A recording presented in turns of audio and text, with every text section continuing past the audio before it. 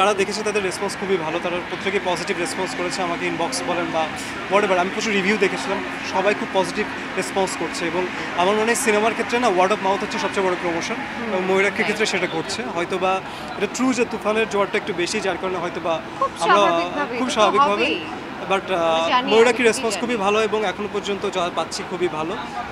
অনেক দর্শক দেখলাম যে টিকিট কিনছে, so thank you so much.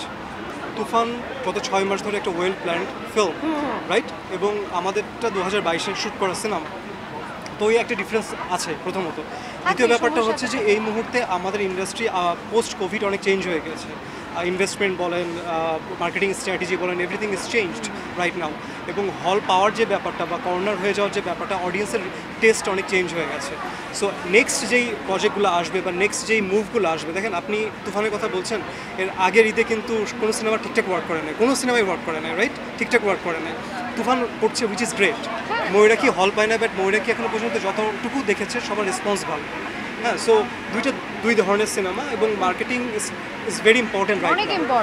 Marketing ছাড়া এই মুহূর্তে কোনো সিনেমা চলবে না। সিনেমার মেরিট যতই থাকুক, মার্কেটিং এই মুহূর্তে সবচেয়ে বেশি ইম্পর্টেন্ট, প্রমোশন সবচেয়ে বেশি সেটা ছাড়া আসলে কোনো সিনেমাই আই গেস ওয়ার্ক করবে না। এবং আমার মনে হয় যে এখন যখন সিনেমা বানানো হবে তখন প্রথমেই যেরকম আমরা অ্যাক্টর অ্যাক্ট্রেসের বাজেট ধরে, ঠিক একই সাথে একটা মার্কেটিং বাজেট থাকা উচিত এবং মার্কেটিং স্ট্র্যাটেজি থাকা উচিত, যেহেতু ওখানে ছিল। হ্যাঁ, একটা প্রপার মার্কেটিং বাজেট থাকা উচিত। Look, it's a project. হ্যাঁ, সিনেমা একটা কমার্শিয়াল জায়গা, cinema end of the day বিজনেসের জায়গা। আর্ট ঠিক আছে, যতক্ষণ আপনি রিলিজ করছেন না তখন এটা আর্ট, রিলিজ করার পর it's a very business thing. So আপনি একটা প্রজেক্ট যখন লঞ্চ করেন, রাইট, একটা প্রোডাক্ট যখন লঞ্চ করেন, ইট কুড বি এনিথিং। তো আমরা অনেক প্ল্যান করি না, ধরেন R&D করে, সব কিছু করে।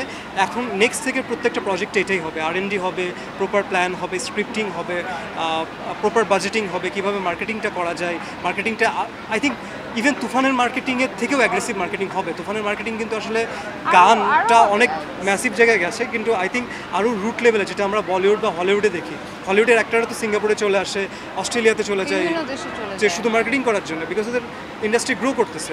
সো আমাদের মার্কেটিং জায়গাটা ওখানে যাবে এবং আই থিঙ্ক অলরেডি গেছে, সামনে আরও যাচ্ছে। প্রথম কথা হচ্ছে, দেখেন শাকিব খানের সাথে কারোর কোনো তুলনায় হয় না, বিকজ উনি 25 বছর ধরে একটা ব্র্যান্ড নেম তৈরি হয়েছেন, রাইট? সো ওইটা অ্যাডেড, ওটাকে আপনি ধরেন 1 কোটি টাকা দিয়েও ওই ব্র্যান্ডটাকে আপনি কখনোই কমপ্লিট করতে পারবেন না। ওইটাকে আপনাকে রেসপেক্ট করতে হবে প্রথমত। দ্বিতীয় ব্যাপারটা হচ্ছে কি, যে এখনও আমরা প্রপারলি শেপে আসিনি, আমরা এখনও পর্যন্ত টিকিটিং সিস্টেম ডিজিটাল না। সো এখানে অনেকগুলো গ্যাপ আছে, শুধুমাত্র মার্কেটিংটা একটা জিনিসের উপর ডিপেন্ড করে না।